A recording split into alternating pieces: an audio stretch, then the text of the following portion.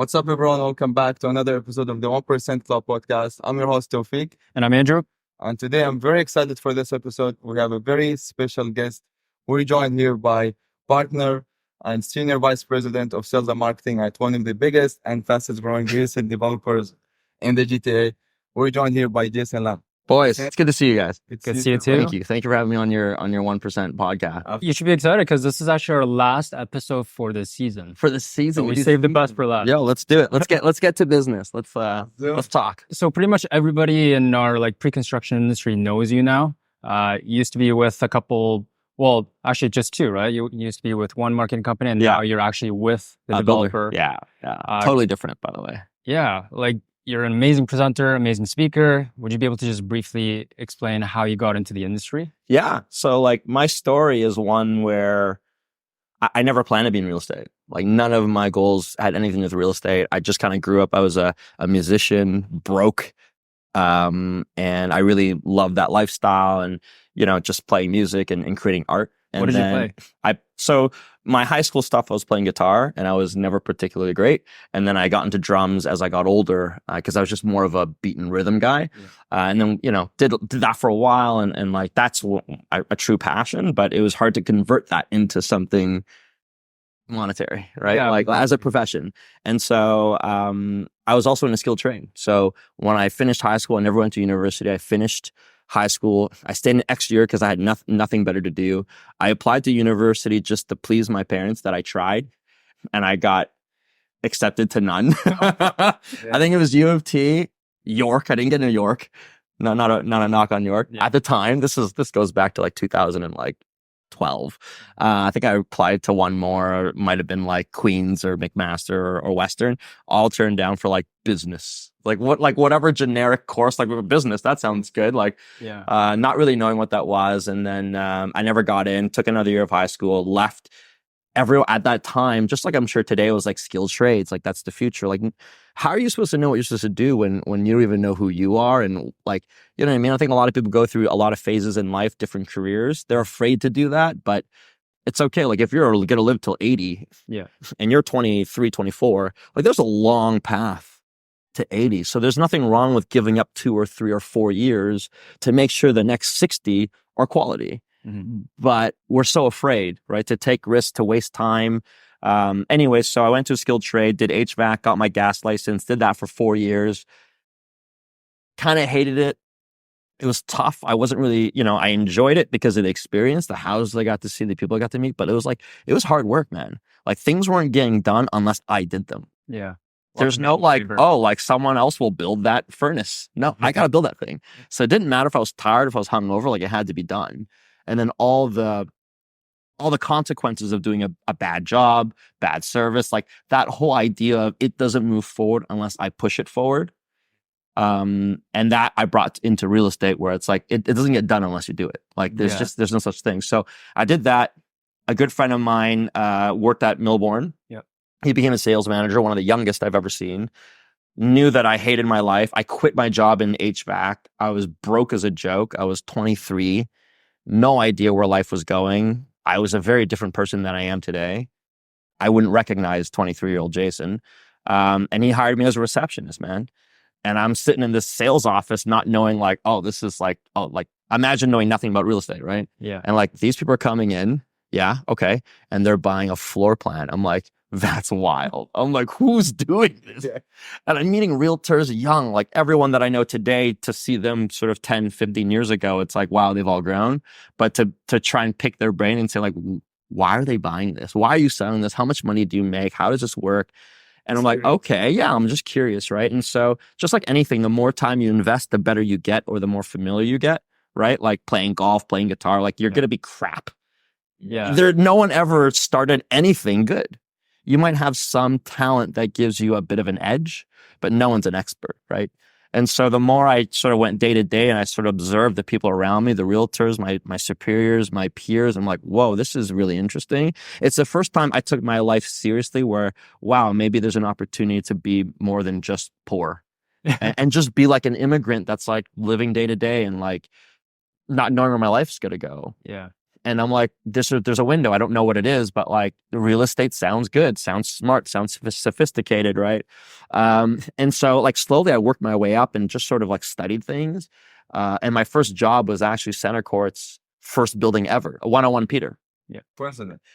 It was my first full-time job. I had met Centrecourt many years ago, but I was like very different. Right. Obviously young, super hungover all the time, irresponsible, late.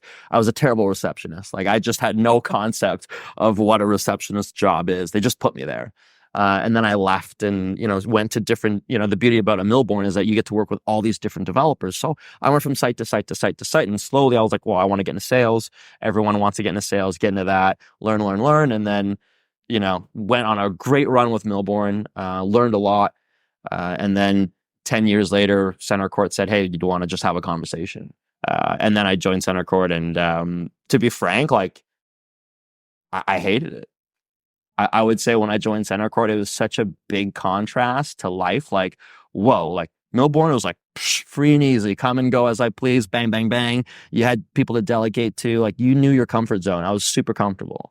Right. And I thought I was making like, whoa, like really great income. Life is good. Like I am so much more ahead than making 40 grand a year that I thought I would do for the rest of my life that I'm like, this is gold. Like I don't need any more than this. This for the rest of my life, I'm good. And then when I took the job at Centrecourt, which like I struggled to do because I was like, I'm not ready. It's like imposter syndrome. Like, do I really want to, am I ready to be that guy? Like, I'm not that guy, right?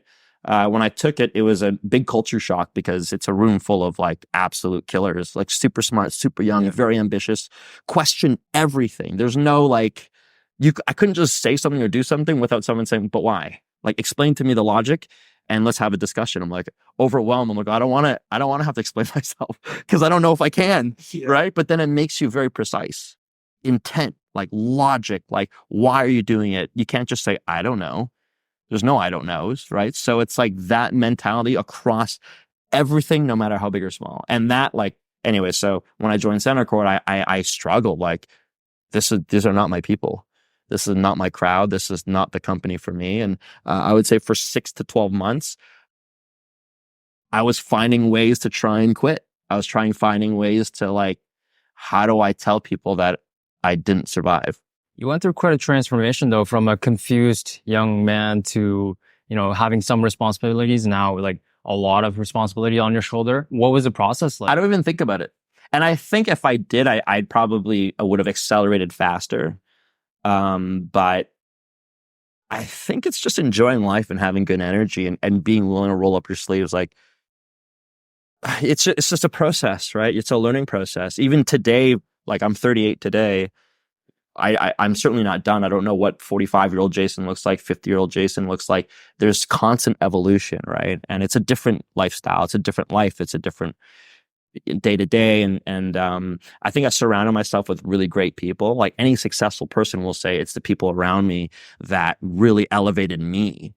And now I'm trying to make sure that those people are recognized, that they're comfortable, that they have everything they need to succeed. So delegating, trusting people.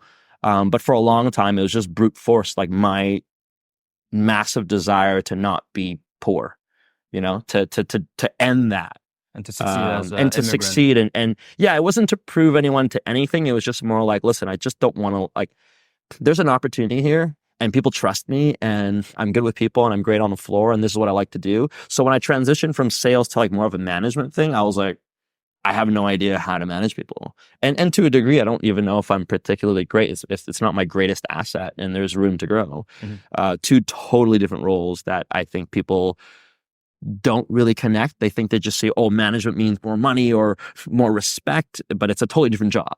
Yeah. And you may not be best suited for that role. Some people are just killer salespeople and like do that. Like if that's what you're good at, be good at that. But when I joined Centrecourt, it was just a massive transition, leading a team, starting from scratch, starting in-house sales, working with Centrecourt, the environment, the situation, but they let me be me. And sort of the reason why I didn't quit is actually there was a point in time where I was ready to quit. Like, this isn't me.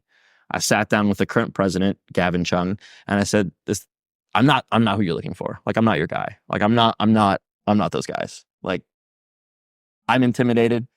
It's overwhelming. I cannot. I'm an imposter. You got the wrong guy. You know, I don't know who you thought you hired, but it's not me. And he looked at me as like, I didn't hire you to be those guys.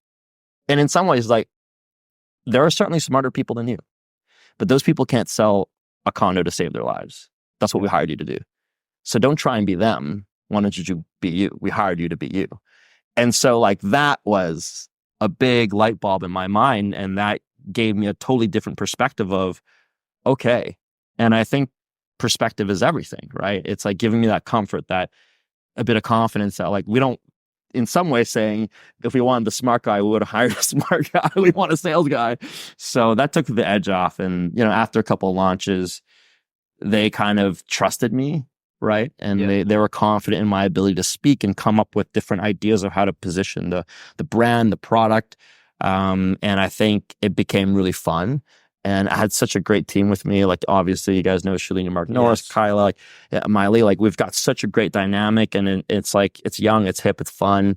And they make everyone look good, man. And so it's been a wild ride. It's been 5 years going on 6. Wow, time flies. Yeah. And it feels like I've been here for 10. Centrecourt has like launched so many projects versus some of the other builders. Even their volume, like Centrecourt's done way more. So maybe that's why you got so much more experience out of it. Yeah, well, you're doing 3 to 4 launches a year every year. Like you don't even realize how exhausting it is because you got to think about all this stuff and how to deliver that message and get through the launch and like, you know, like, and that was like easy, right? Like we're going through launch cycles where people are selling out in 3 months. Yeah. Now we're in a market where people are selling out in probably years, the average bear. And so this is the normal market, or I would say if you were not in Toronto, it's a normal market. If you're in Toronto, then it's irregular. It's atypical because we haven't known it to be this slow. Yeah. The problem is people, because they don't know any better, it's so stressful. It's so different. And so they've never had to struggle. They've never had to be rejected. They didn't actually, I think the reality is many people didn't really know what it was to be a realtor. Oh, what does it mean to be a realtor? Well, a lot of people in the pre-construction space is just building landing page, have connections and relationships, and fit someone into a product, right? There's not a lot of service there. You're a middleman. You're a promoter of sorts, and there's nothing wrong with that. But to be an elite realtor, it's having the elite expert knowledge to know that's a good deal, that's a bad deal. I've got a mover, I've got a cleaner, I've got a construction guy, I've got a landscaper, I've got a roster of resources and connections and relationships. I eat, breathe, and sleep transactions, right? And so pre-con is so different from resale, whereas resale is a different skill, it's a different art, but it's the people in resale that have the true tools to survive, right? They can pivot, they can move along, they've got clients, they know who has equity, who's transacted with them 5 years ago, 10 years ago. Hey, what's going on? Let's go look at pre-construction. They can pivot into pre-construction way easier than a guy coming out saying, hey, I have no book of business. I want to start building landing pages and pay for ads and try and sell pre-con. And dial 100 calls a day. Because it's you're flying blind. Yeah. Right. And so that makes it really difficult. And if you don't have the relationships, if you don't really know what's going on, the legals, the whole process of what it is to buy pre-con, close pre-con, all that stuff, it makes it hard. And like you're one of many and not one of few. In today's market, I mean, someone was saying is that it shifted, right? Like there was a point in time where realtors really needed builders. Yes. And that's totally flipped. And now builders really need realtors. Yeah. Because they have the relationship with the client. But the problem is that the realtors have no clients. Right. And everyone's in the same boat. The pre-con specialists are in a bit of a tough situation, whereas the guys that are thriving today are the resale guys that are pivoting their clients into pre-construction as an alternative. Yeah. Because they already have trust with these clients. I know what you have. I know everything about you. Yeah. Right. And being a realtor, the art is developing relationships. Your business is to develop relationship. And from the relationship, you're extracting knowledge and information on how to take that information and put it into a transaction. Everyone's on a timeline. Everyone's got to rent. Everyone's got to move. Everyone's got to buy. Everyone's got to sell. It's where do you plug that in, and how much can that realtor run in terms of distance? Everyone wants to sprint, right? And so, when you talk to someone, you meet someone new, they are now on the timeline, Yeah. right? Maybe their timeline is 5 years, but you've got to keep that warm for 5 years. Now extrapolate across 100 people. And now everyone's every 6 months, someone is on your radar to make a move. And so you can build a book of business by just talking to people.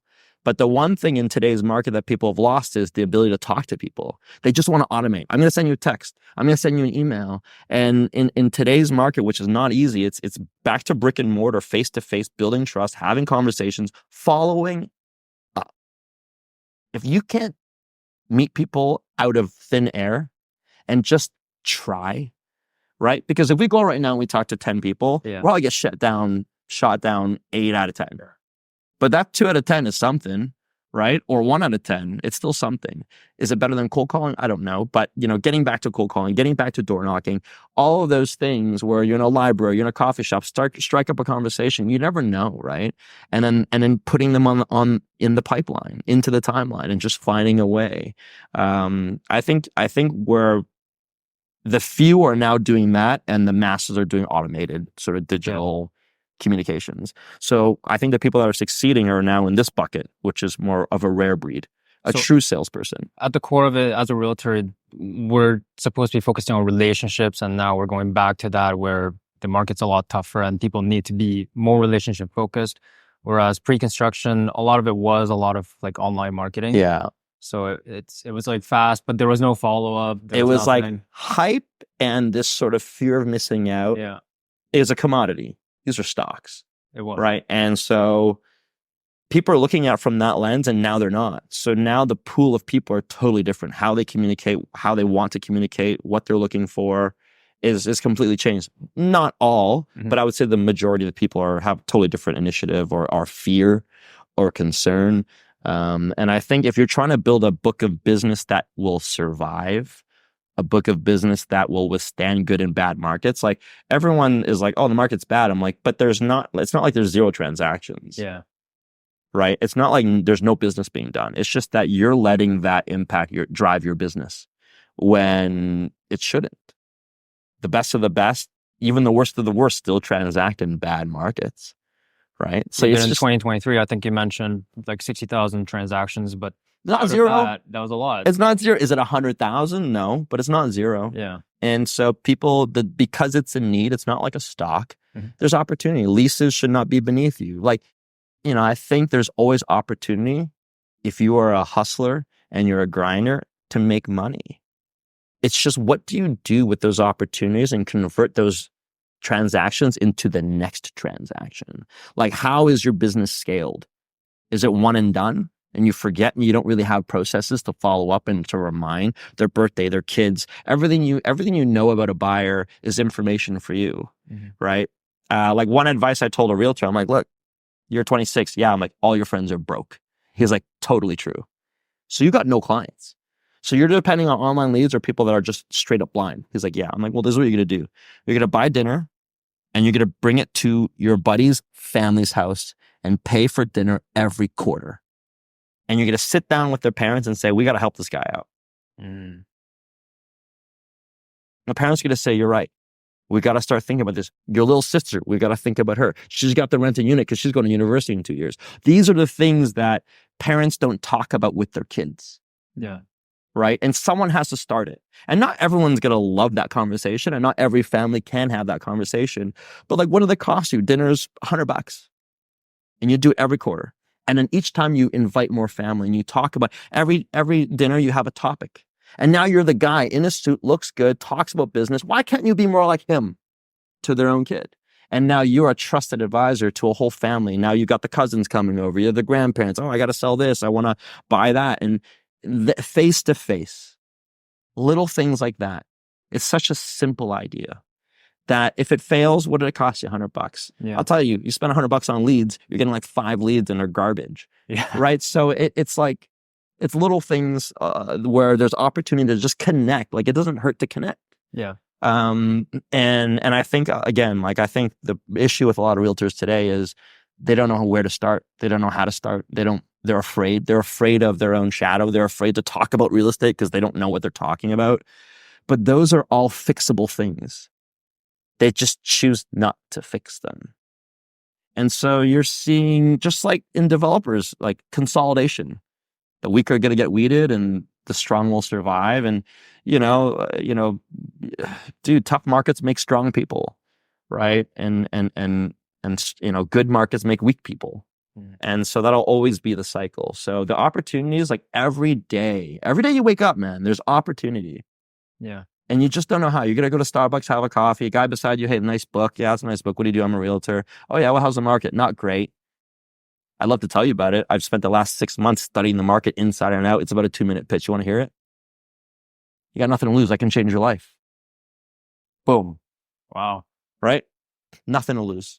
Nothing to lose by being observant and saying, hey, those are my shoes.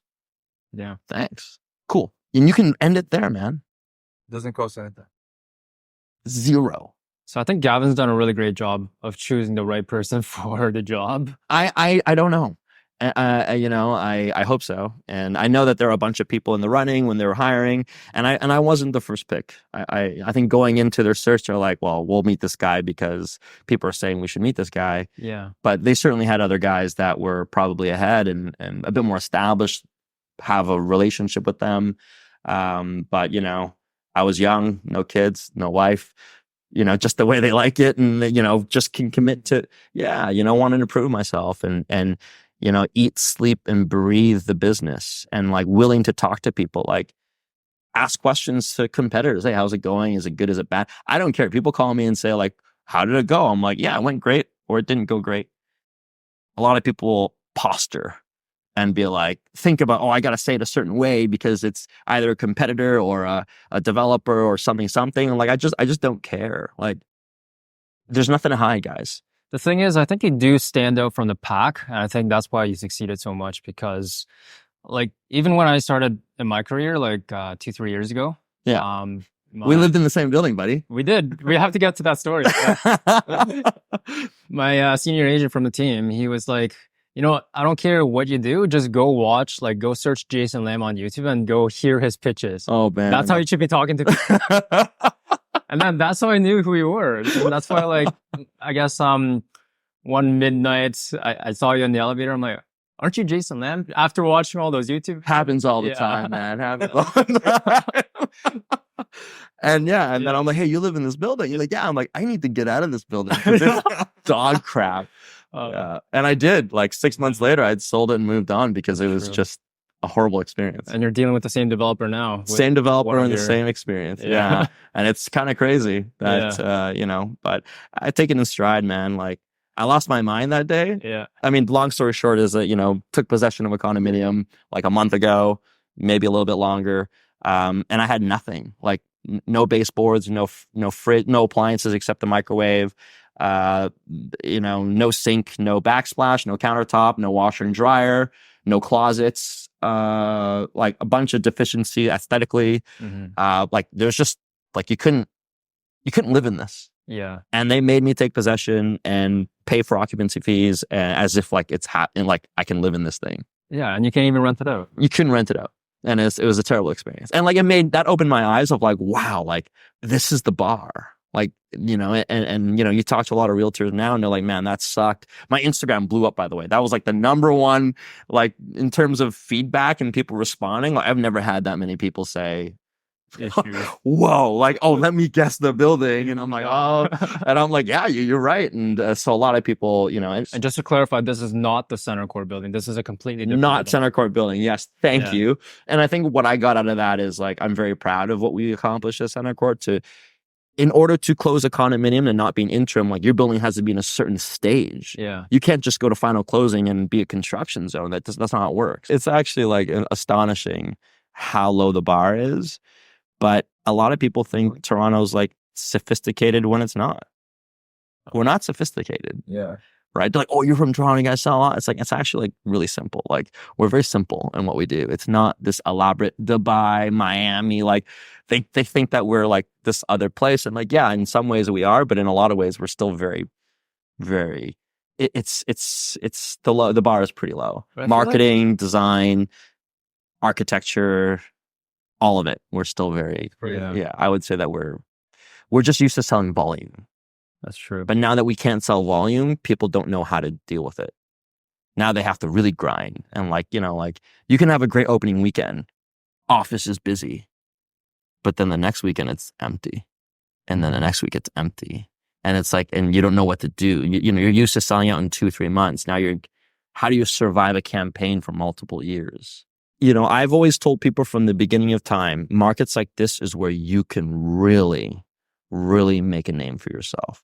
It's about packaging the right deal, right? It's not taking MSRP for face value. It's like, if you want me to work, these are the terms. Before you did that, you found 10 guys and you trained up and said, when I tell you to jump, you jump. Yeah. Right? But this window is small and I'm going to go find the best deal I can find where I can go to sleep at night knowing that, we did good. Are you going to make 300 grand? No. But you're not going to lose money. Right? And it's a reputable builder and we're all going to do well. And maybe I can help you out. Like, you have the time and space now to manufacture those packages. In a hot market, Tawfiq, you're getting run over. Oh, yeah. No one's listening to you. Right? You have no time. No one wants to package a deal. Today, everyone's packaging a deal. What do you need? What do you want? Call, right? So it's like, now is the time where like, it's just a shift in perspective. Many people are sitting on the sidelines. They don't want to work. Right? Mm-hmm. So there's fewer competition. Yes, fewer buyers, but you have time. Time is really important when you're trying to make a name and you're troubleshooting and finding ways and you're studying. It's not going to happen overnight. But the longer in the business, then they'll like Vicky. I praise Vicky because she has never stood still. Yeah. No matter what happened in the market, and when it's good, it's never the same. She's like, great, it's good. How do I scale the good? How do I turn it up to 30 instead of 10? How do I break this thing off the back? And when it's bad, she's pivoting many different ways, pivoting. Like, to have that mind and to have that mindset is so one in thousands, if not more, right? It's one thing to have crazy ideas. It's another thing to execute. Yeah. Right. And to have the people to execute and for her to guide them and to trust and to delegate. Are they going to make mistakes? Of course they're going to make mistakes, but you got to trust, and that's the process. But anyways, like, getting into that, it's like, today, right now, it is about troubleshooting and finding opportunities, manufacturing deals. And everyone you talk to, everyone in your circle, every day, pumping gas, whatever it is, man, there's someone you will meet. And if you do enough of those, you 5 years from now will be very different. Because you're not trying to sell people this week right now. That's where I think a lot of people are lost.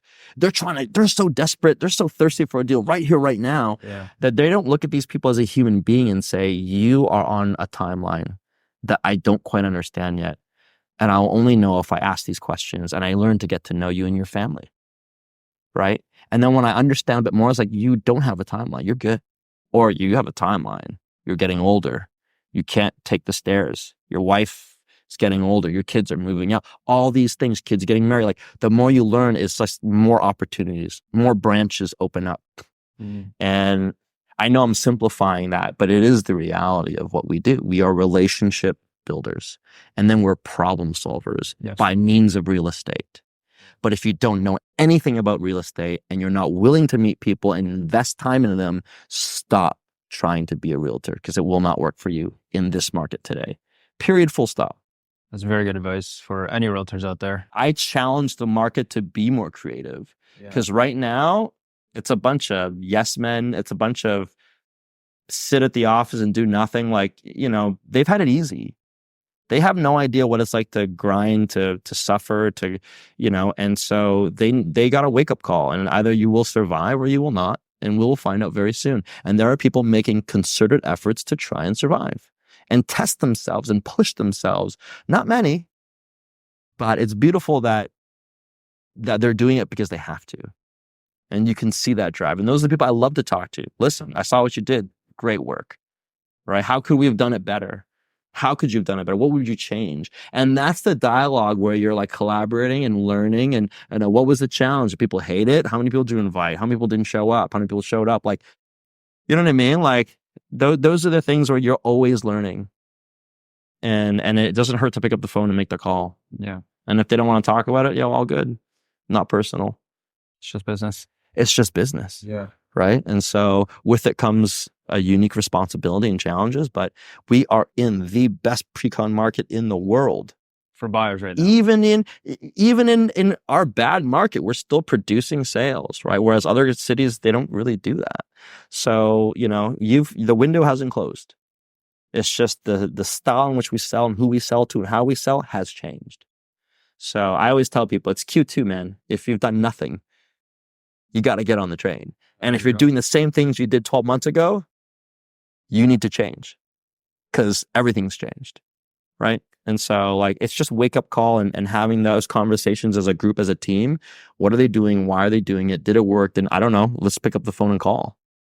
Doesn't hurt to call and find out and dig a little deeper, because all of this is this is just, you're still growing. You're not quite Super Saiyan yet, right? You're working towards becoming the best version of yourself. And the only way you're going to get there is learning through the process through these years. Every day is mileage that you need.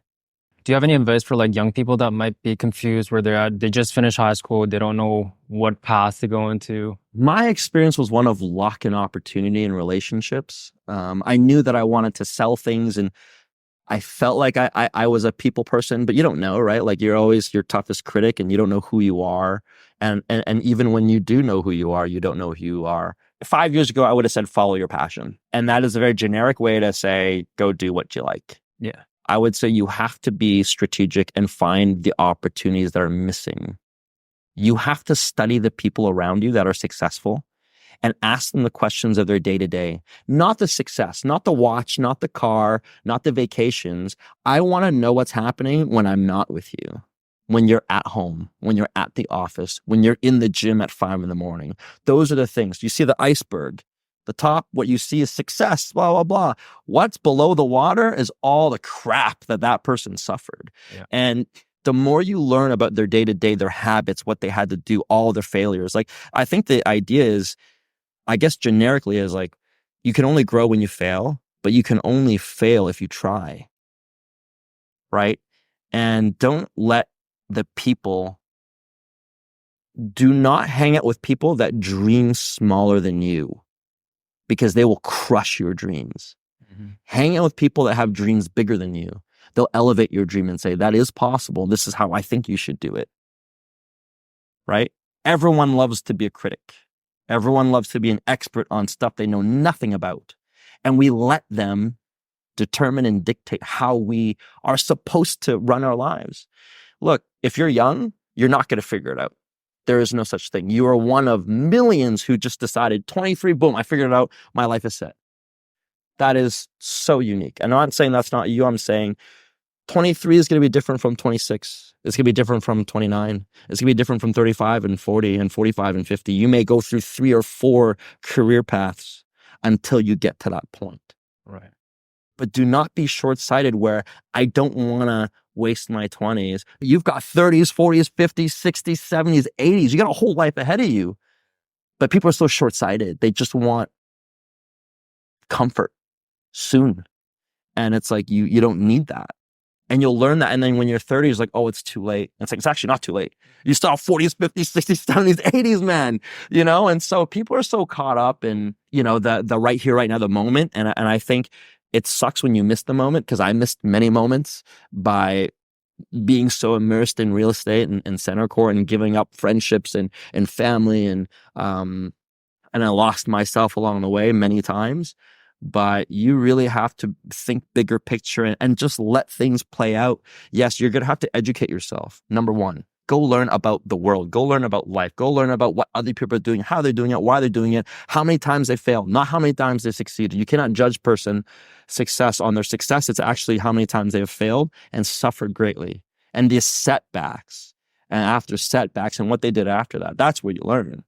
And that's when you realize it's not easy. But if you do it right and you're inspired by the right people, buddy, it doesn't end. It doesn't end. And so just having the stomach to not be discouraged so quickly and so soon. You are running the marathon of all marathons, the biggest marathon you ever run in your life. And to treat it as a sprint is such a miscalculation of expectations that you are destined to fail. That's great advice. Will you have one lucky mofo? Absolutely. Yeah. But that is not the standard. That is not the norm, right? And I think, I don't know how I got to where I got to. I certainly still think that I have a lot of work to do and I haven't accomplished enough or much, because it can all go away. If I leave real estate, I'm a nobody. And I'm cool with that. But you have the work ethic to succeed in whatever field you go into. You know what? I hope so. I don't mind chilling either. You know what I mean? Like, I think it's like, you have to have passion. You have to have people that feel you, you know, that are willing to trust you and give you that opportunity. And then you have to be willing to try and succeed and fail and fail and fail and succeed. And then have conversation about, like, why did we screw up? Why isn't it working? And face it head on and actually be critical of it. And then the willingness to, like, do something about it, right? Like, just like the whole analogy of, like, being a tradesperson is like, it wasn't going to do itself. The sheet metal wasn't going to go up itself, right? The gas piping that I had to thread wasn't going to thread itself. And I had to pick it up, lug it in, you know, troubleshoot it. All that stuff is done unless I did it, right? And real estate is like, man, like, unlimited opportunities. You've heard this pitch. You have the opportunity to make as much money as you want. What did it cost you to get into real estate? A couple $1,000. Yeah. Are you kidding me? You know how blessed we are? Do you know, like, the opportunity to make something out of virtually nothing, talking, building relationships. I don't want to downplay the skill of an elite realtor, a true elite realtor. There's very few in my circle that I would consider. If I said, hey, what do you think about this? I know that their judgment right away, they'll think about it, and they'll give me an honest answer relative to where the market's at, because they're calculating, they know the pulse is on the market. Like, to be at that level is like that's what you would aspire to be, right? And you've really got to work on it, and you've really got to update and educate. It's just constant, brother. Like, you eat, sleep, and breathe this stuff. Something that's integral to you that we wanted to ask you as well is, like, were you always, like, such a great natural salesperson? No. Because No. you said you were in HVAC. So you Yeah. were in sales. No, I was never in sales, man. I was shy boy in high school. Didn't really talk to a lot of people. Like, I was easygoing with everyone's a good person to the right person, right? Not everyone's bad to everyone, and everyone's comfortable in their surroundings, even the shyest of shy, right? I never really thought about it. I mean, when I started giving my first presentations, yeah, for sure. Like, when you're in class, Yeah. then you got to go to the front and you got to say something. Oh man, like, you know, your stomach's going a bit of a knot, but I guess what I always tell myself, even today, to this day, I get nervous. It's just like, it's going to happen. So. Yeah, I was so surprised. Right? Like, last time I asked you, you don't have any type of script. You just go. No, you just go. Yeah. Speak. Yeah. But if you spend enough time in it, it becomes very natural. I don't have to think about it. It's very much muscle memory. Yeah. And to string on sentences and thoughts, like, sometimes I'll, like, go and I'm like, I have no idea where I just went. It happens. It comes with the territory, but it's my passion. It's my love for what we do. I love to present now, like, for a long time, I guess. But I just always told myself, it's going to happen no matter what. Like, I can't run from this. So it's going to happen. Like, in 5 minutes, I'm going to go on stage and there's nothing I can do about it. And at that point, I'm like, okay, cool. As long as you accept it and you don't, and because I can either, like, really think about it now and say, well, what am I going to say? What happens if they don't like what I have to say? Yeah. It's over. You're already in your own head, man. You're finished, you know? Whereas I'm like, okay, it's going to happen. Great. This is going to be great. I'm going to enjoy this. I'm going to give my best. I'm going to try and crush these people and give them everything I can give them, whether it's positivity, inspiration, knowledge, whatever. Like, as long as they left this environment feeling 1% better about themselves, or 1% better about the market, or 1% better about Centrecourt, listen, that's my passion. Like, I would say I love to do that. And so do it enough times, just like anything, just like golf, just like guitar, just like any, like, you know, jujitsu. If you put me on the mat right now, I'd get crushed. You know, I would just basically turtle and go, just take my back. just finish me. Just let me know when I need to tap. Okay. Whereas 1,000 hours in, you're going to be better than you were yesterday. And so I don't know where it came from. I didn't do anything that got me there. But I think it's just accepting the reality. And at the beginning, there's this preparation. knowing what's going to come before so I can transition. It's not awkward. But also like voice dynamics, like being entertaining, being interesting, and being yourself. Listen, I'm never going to try and be someone I'm not. And I spent years doing that, and I just don't think it's worth it, and it doesn't matter to me anymore. I am who I am. And if a swear word comes out, that's because I want it to come out, and that's how I felt in that moment, you know? And if I say a story about smoking pot, it's because it's true, you know, and I'll be as real as I can be. You know, and I think presenting is a massive outlet, man. Like that's people appreciate that because they can relate and it's authentic. Yeah. Because you know, the problem with real estate is that we're just so enamored with perception. Instagram's a dangerous thing for real estate, man. It's very misleading. All you need to do is show one sales office is busy and all the developers thinking, yo, market's back. Right. And so like it's so much, it's so damaging, but you know, I don't care about the watches. I don't care about the cars. I don't care about a lot of things that I think our industry and our field people aspire for. And I think there's nothing wrong with that, but those things just don't drive me. I just want to live a quality 40 more years. That's a long time to be living. Right. So you have to be patient and calculated and not too impulsive. I've already done that. Those are the 20s. Right. So I wish my 30-year-old self, if there's one thing I can give myself, is just be more patient, man. Know your worth. Right. Don't just jump at everything. Don't listen to other people. Their success comes with so much sacrifice that you did not appreciate. And you became jealous and you became like, what about me? And not realizing, you know, that person ate a lot of crap. Yeah. They had to have, and they sacrificed even more. Right. And so that's what I wish, where I'm like, just take it in stride. It's okay. Nothing's personal. I don't take anything personally, largely. And you live your life, man. Live yourself, good people, and try and figure out ways to be successful together. Right. And it's like simplification is key. That's my job, right? Simplify the message. Yeah. Simplify why Pickering City Center is superior. Simplify what you can do right now today that will cost nothing. And it may be terrible, but if you do that every day, like talk to random strangers, that's going to build confidence. It's going to give you a thicker skin. And the person 5 years from now will have a bigger roster of people, will have a bigger network of people to work with. Right. And that's what it is. Real estate is such a long man's game. Right. And the moment you're out of it is the moment you're out of it. There's no pension. No one cares how long you've been in real estate. I mean, some people do, but it doesn't matter. You don't get paid more or less, man. You know what I mean? So it's an incredible field to be in, but it doesn't get done unless you do it. And it's crazy that you mentioned before that when you got Centrecourt, you were struggling and even thinking about hated it. But like when someone look at you now, I would never think that this happened to you. Yeah. They changed me more than I can ever know. And I was reading a quote that says, you know, when people say you've changed, that means you've grown.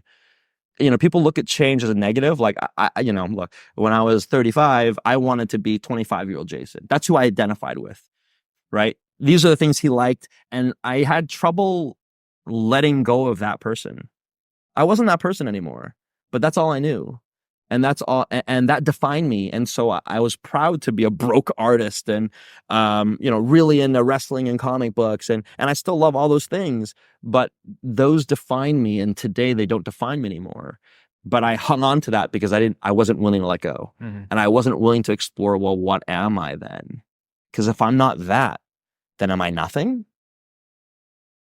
And I had to take time to explore, what is that? Because if you don't know who you are, if you don't know product, you're not selling anything, right? So if you don't know who you are and what you like, and you'll always evolve. Like 5 years from now, I'll be a totally different person again, I think. Yeah. But, you know, Centrecourt changed me, the biggest growth spurt: personality, language, work ethic, attitude, patience, determination. I would say like that is the biggest change. Like I would say a lot of friends and people that I haven't seen in a long time, like, whoa, like, you're not the same person. The words you use, the delivery, the confidence. When I talk to you, I look you straight in the eye. They're like, these are things that, like, very different. And so I struggle with that because I felt like, well, then what the hell am I? Right. And that was at a point in time, to be candid, was when I was just working. All I knew was work. everything. It was just work, work, work, work, work. And that defined me, man. And then COVID hit. And I'm like, whoa, like this is, I can't, that's not healthy, right? I cannot just define myself from work for the next 40 years of my life. There's so much more to life than that. Yeah. Right. And to find that value and to find those pieces is actually what connects you to new people. Imagine joining softball. There's like 12 people on the team. There's 12 people you can connect with, man. Yeah. It's just you have to be willing to do it. Like it's so much work, so much energy to care, to invest time, to break out and to have conversations one-on-one, be vulnerable. This is me. This is who I am. This is where I'm from. This is where I've struggled. How are you? That's investment, man. And you may not see transactions ever. And you may see a transaction 5 years from now, but that is the business you're in. Sounds like your journey of self-discovery was also very much one where you just didn't give up and you knew that it was just a grind. There was no choice because what other life did I have? Go back to construction. Didn't want to do that. Sit at home. Like, you know, I didn't want to do that. Mhm. My role models were far and few. And so in some ways I didn't know how to succeed. And I certainly knew how to fail. I watched a lot of that. And I just didn't want that. You know, one day I actually told myself I'm done being poor. Yeah. And that didn't mean that I was going to be rich. It meant that I'm done letting the circumstances that were given to me just be what they are. What's passed down to me is just the way life is. I didn't know how to get out of it, but I'm like, I just don't want that anymore. So like, what do I have to do? I don't know, but let's just figure it out. And I really started talking to realtors. I started talking to my best friend, Brian. I started talking to a lot of people like, what are you doing? How are you doing it? And they're like, yo, this ain't easy. Sit with me with a day. You think it's just me sitting in a coffee shop and just watching my Rolex go around the clock? It's like, this sucks. Pounding calls, grinding, hours of silence, right? And like, frustration and getting yelled at. And it's like, look, man, this is the reality of life. And I think once you get that perspective, that's when you realize, oh, okay, it's not easy. It's not gonna be easy. And that's okay. And like, you know, talking about the Centrecourt thing, it was really painful, man. There were days where I would sit in the bathroom and just sit there for like 30 minutes. No crying? No crying, Okay. but I would text my fiance and be like, this isn't me. You know, like, how do I stop this? I don't want to be here anymore. Right? I had anxiety and I wouldn't want to go to work and I would make excuses and call in sick. And I was like, this is toxic. This is super painful to my inside, bro. I don't want this. How did you get out of that? Everyone was like, you got to survive a year or two. Right. And that was like unanimous. Everyone around me, like, and I went to people that I respected, right? Like, you know, you can only go as far as the people around you. And if the people around you are below you, that's fine. But then you've got to be the leader and push them up. Or you got to surround yourself around people people can help bring you up and they want to bring you up. But all the people I went to says, it's too soon. It's been like 5 months, 4 months, 3 months, 2 months. It's like, you got to survive 2 years. After 2 years with the name at Centrecourt, then you can kind of go do something else maybe. I went through a launch, super painful, new process, new team, new everything. Oh boy, painful. I've never been through anything like that. And just like disarray, people were unhappy, people were crying. Like it was just super stressful.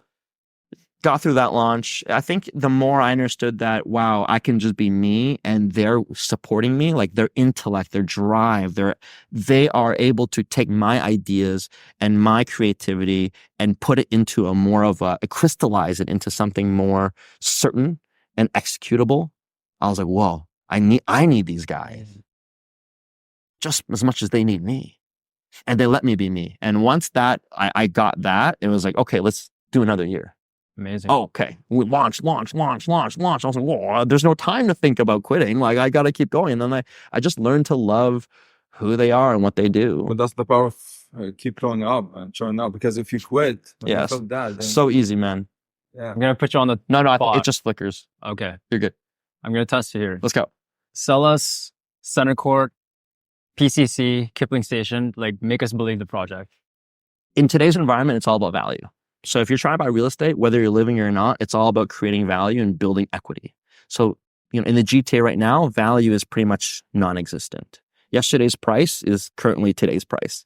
And as far as I'm concerned, that is number one problem. in the height of the market, every location was a condo site. Every plaza, every gas station, every corner in Milton to Oshawa, it was a condo site. So today, now that the dust has settled, what's most important, right? You have to make sure transportation, highway access, employment, the mall. How many condo launches have a mall? Pretty much none. Mm-hmm. It is an ecosystem in itself, whether it's lifestyle or employment, right? And the mall only improves as density is dropped in and you've got a self-sustaining business. What else? You've got a whole master plan. I've got, 60 acres to control by one developer. What do you want to bring in? What I learned from the Chinese is one thing, is education. They will pay a premium. Same house across the street, but that's going into this school. That's key. So education is what we want to bring here, high quality education where people pay a premium, right? So those elements are key when you're building an identity of master plan. Most people master planning, it's building, A&W, building, dry cleaning. Yeah. That's all we've got. That is our blueprint for master plan. Everything you've seen in the last 6 to 8 months, there might be one master plan that's like a little bit more, has a lot more context. But here, you've got a mall plugged in. You've got office towers plugged in. Go train. In the world of public transportation, we cannot rely on subway anymore. We've grown too much. Go train is the next endeavor, man. And so when you're 6-minute walk to Go train and now you've got regional access to downtown, not everyone can drive. Look, 401 is great, huge amenity, but it is a headache, right? Especially when you're in the outskirts, 905.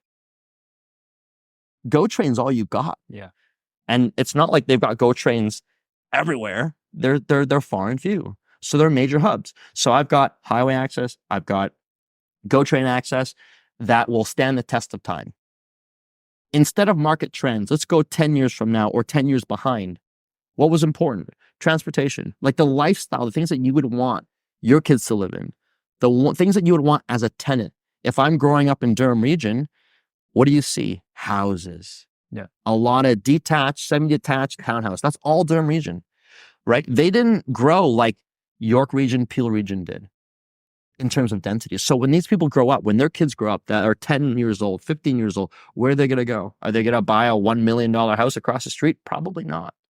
But there's no condos. Mm-hmm. But do you even want a condo in the middle of nowhere? No, you want a condo in the heart of a community where there's the mall. That will completely change over time.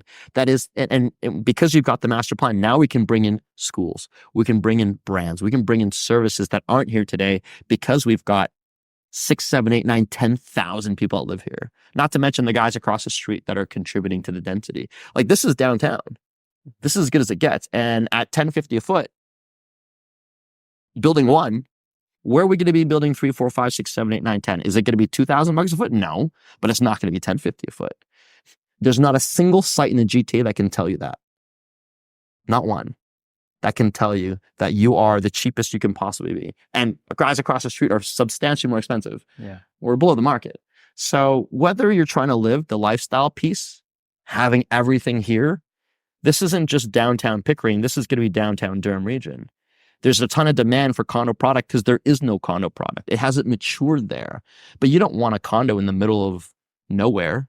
You need to have a condominium if you want to rent out, if you want to resell, if you want to live yourself, where there's parks, schools, entertainment, restaurants, mall space, transportation, office space. It doesn't get better. So look, there's a lot of ways to slice this pie, but there's not a single reason when I illustrate the 5 key selling points that doesn't align with the average consumer. Not one. Whereas other projects, you're selling what? What are you selling? A condominium. That's close to 1 or 2 things. Well, there's a lot of those. Yeah. They're a dime a dozen. The thing today is, man, you got to educate people.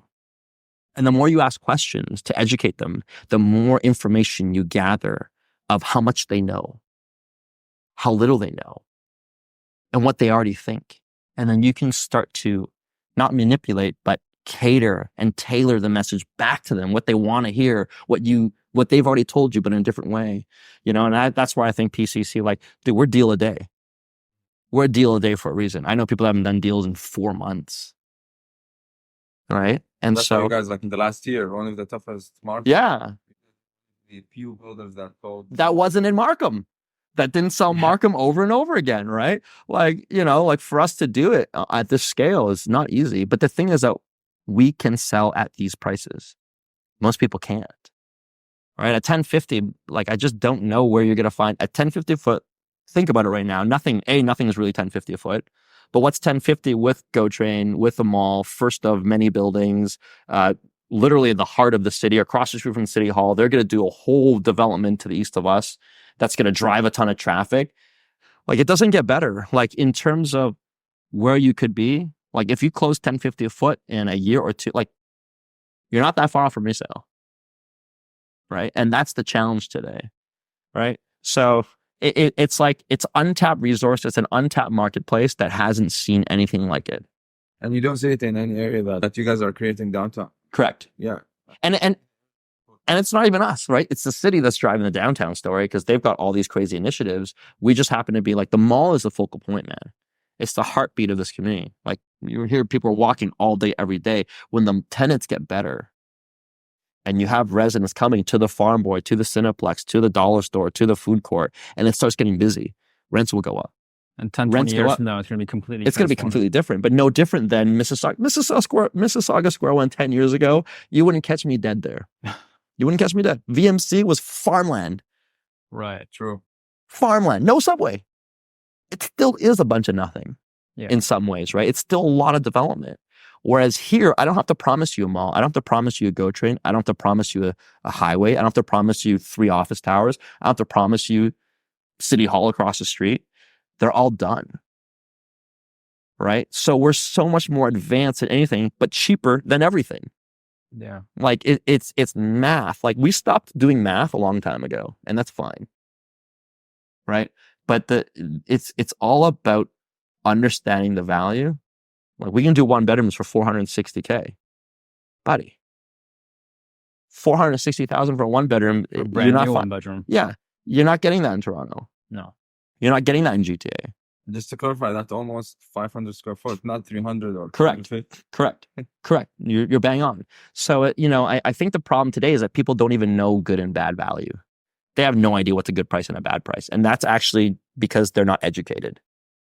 Realtors are not educated. I'll be like, yo, this 460, like, I don't know if that's good or bad. I'm like, now it's kind of difficult to speculate nowadays because investment, there is a portion of speculation. Yes. Even if it is all fact. Absolutely. So for the GTA Toronto real estate, like, where do you see it going? Like, I think recently I saw an article saying like Toronto is more expensive than Miami now. It depends where, right? What submarket. As a broad base, it's certainly gotten more expensive.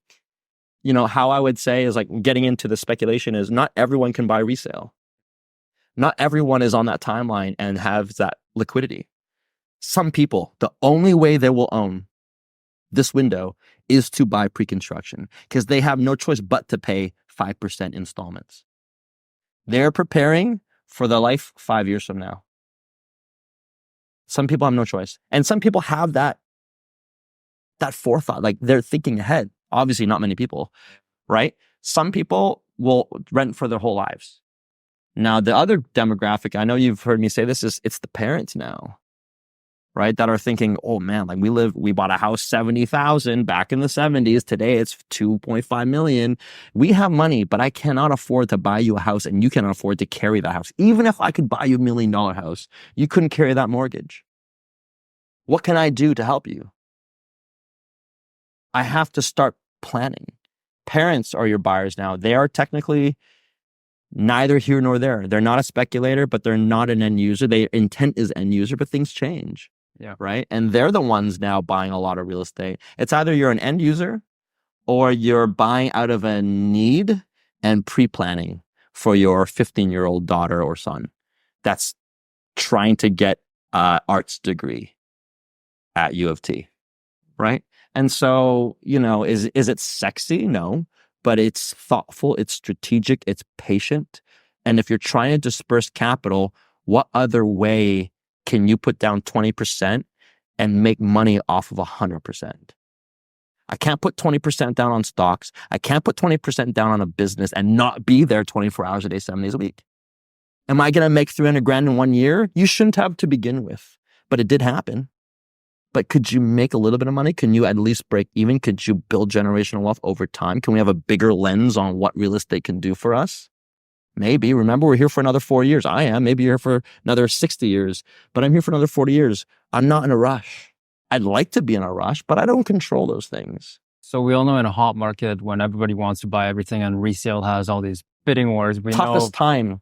like from a seller's perspective, because the developer is a seller, you're obviously going to raise prices. Yes. So now is probably a good time to get it. Now is a time when people are willing to listen to you. We're in a buyer's market. Let's not kid ourselves. And that is super advantageous. Name me a single buyer that would tell you otherwise. Doesn't happen. A buyer would be like, oh, I'd rather be in a seller's market. Are you crazy? This is the only time that if you want to operate, if you want that window, whether it's the next 12 months or 24 months, there's an opportunity. Whether it's resale or pre-con, man.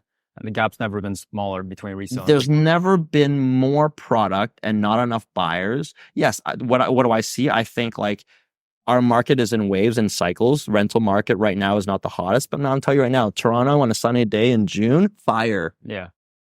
It's going to go Bananarama. June till September. June through September is going to be stressful. And then somehow the same unit in December will be like $300 cheaper. Yeah. But that's just the way it is. Right? Resale, it'll take time. But the people that are in it for the short term, that are looking at it as equities and like as a commodity, look, they're going to get weeded out and it'll be what it'll be.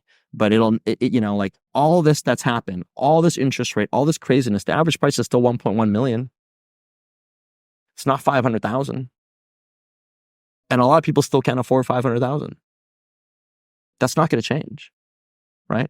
And so affordability will always be what we're chasing and pushing as an agenda politically. Yeah. And it'll never change. The government's not here to help anyone, and they're not capable to do it.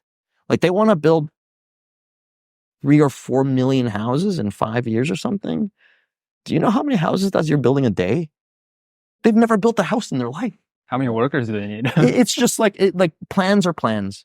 Yeah. Ideas are ideas. Inspiration is inspiration until you get up and do something about it. Converting ideas, plans, inspiration into action is the only way that you will be able to succeed or fail, which will eventually hopefully lead to succeeding. So there's really no easy way out, and there's no silver bullet. There's no single answer, right? Drop rates, everyone goes crazy. Right? But the funny thing is that like in bad markets, prices either stay still, which largely if you took a 24-month look, it's like pretty much still.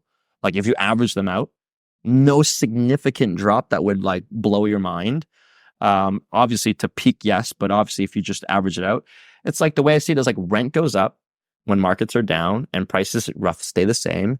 And when the market's good, rent goes up and prices go up. You can't win both all the time. Like we're so fixated on this short term, like, oh my God, like I'm going to own this for 20 years and these 2 years are going to suck. It's not practical to have a flawless 20 years. Play the long-term game, whether it's real estate or yourself. And it's easy to say because when you're the one cutting the checks, it's like, well, like, listen, this is painful, right? Like take your long-term outlook and shove it, buddy. But unfortunately, you have no choice. Right. And so it's definitely going to be one of those situations where the weak will be weeded out and the strong will survive. You got to be well capitalized. You got to be patient, methodical. And this is the reality is that, you know what? It's not stocks. It's not equities. There is risk. You must be calculated. You must work with people that actually know what they're doing. That gets into the complete realtor that can say, a lot of realtors will say, yeah, buy it. Buy it. Yeah, I like it. Looks good. Yeah, $1,800, no problem. You want to buy it? I'm not going to stop you. Right? Who's got the balls to say, I don't think this is wise? How many out of 10 realtors? Maybe one or two. Maybe 1 or 2. 0.1. Right? And I think that's what buyers need.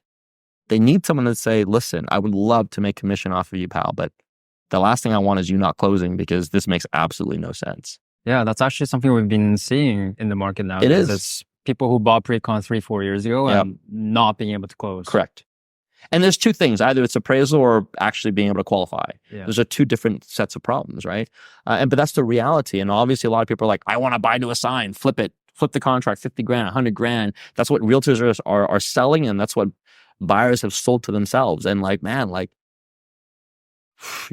you're dealing with some big ticket items, big price tags, and that's the reality. Because when you're making 200-300 grand profit, no one's saying a word. Yeah, people have done that, and they thought they could do the same thing. Correct. So they had unrealistic expectations. That's right.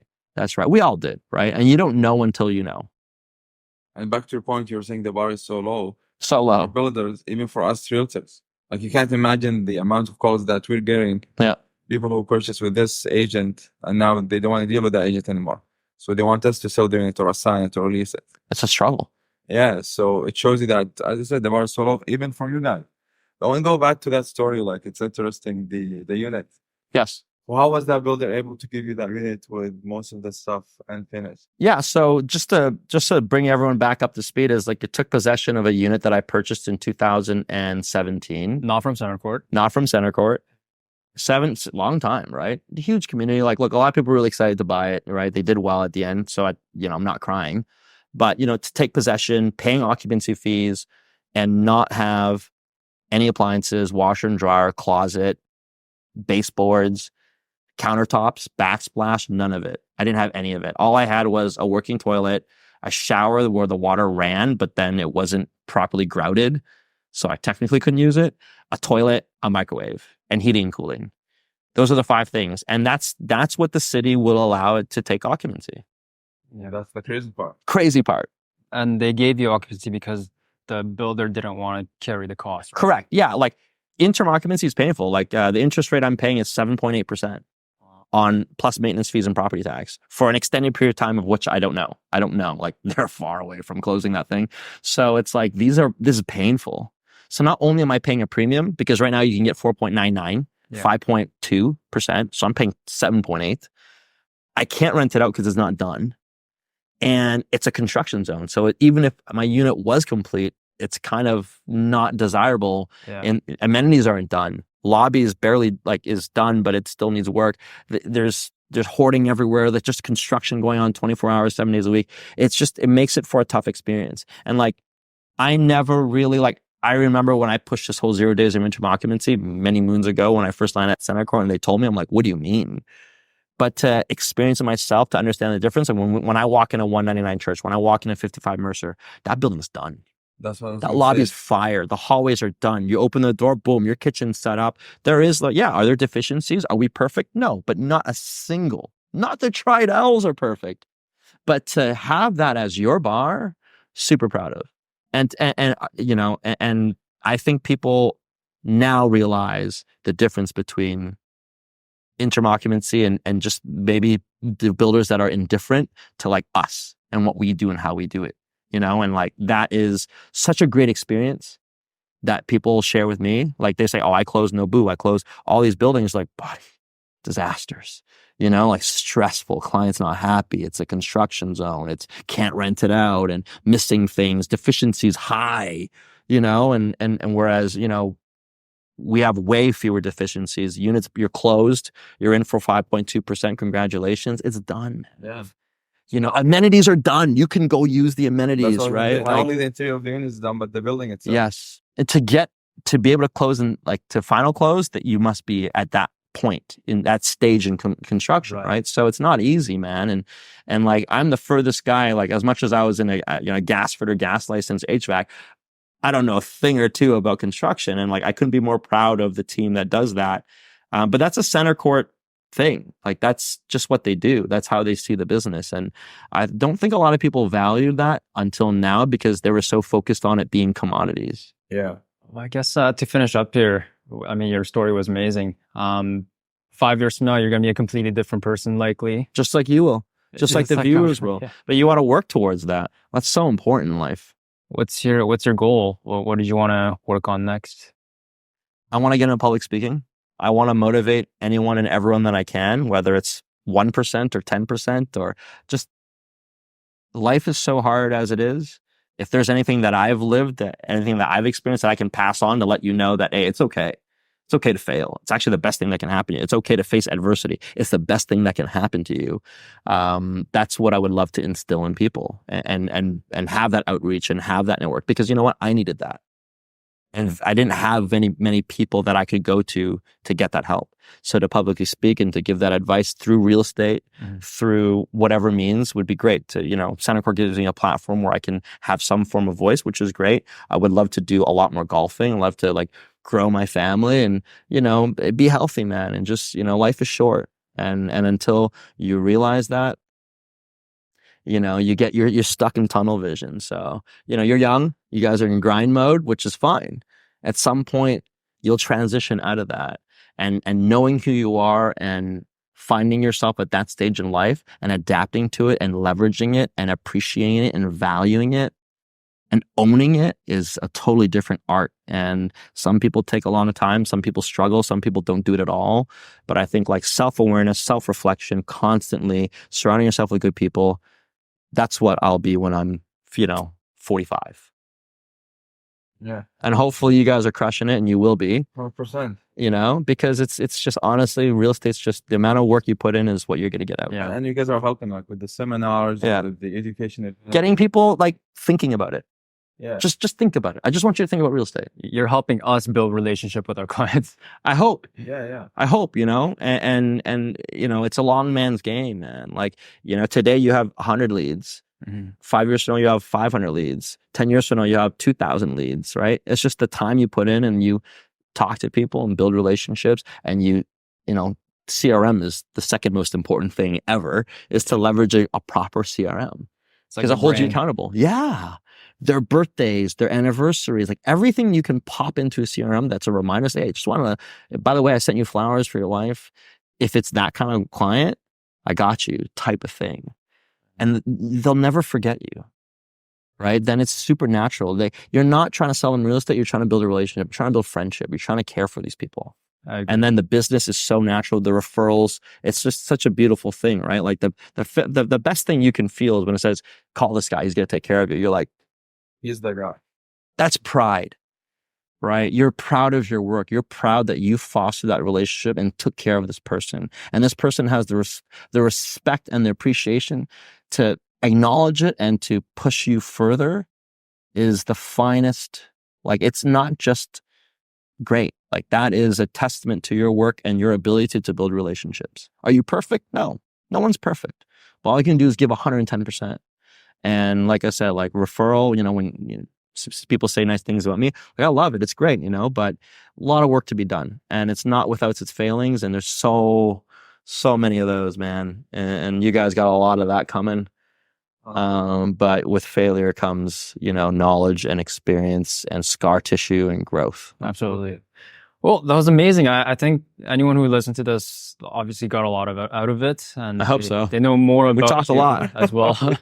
I think we're definitely excited for your next chapter when you get into the public speaking section. No, I'm focused on this chapter where you're selling real estate with me. Yeah. That's thinking too far ahead. Back to grind mode, boys. Good. Let's do it.